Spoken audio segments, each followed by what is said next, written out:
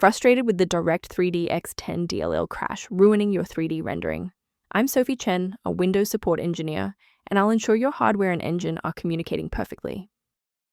I've linked the primary utility for DirectX 10 in the description to help you skip the manual fix.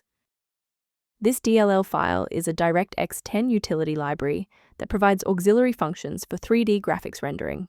It handles textures, meshes, and shader effects required by many games released in the late 2000s. Now that you have the context, let's move into the repair process with a fresh installation.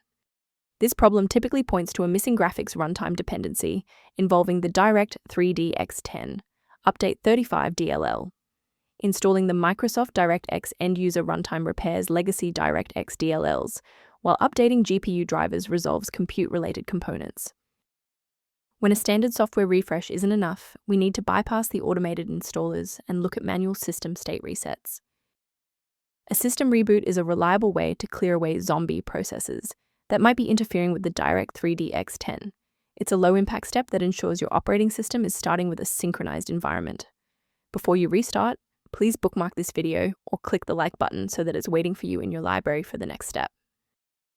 Beyond the repair, maintaining a secure workstation requires avoiding a few common technical mistakes.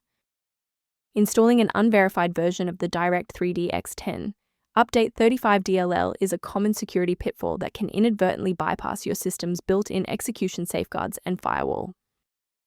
Let's conclude by looking at how a system maintenance utility can help keep your performance optimized and your libraries synchronized.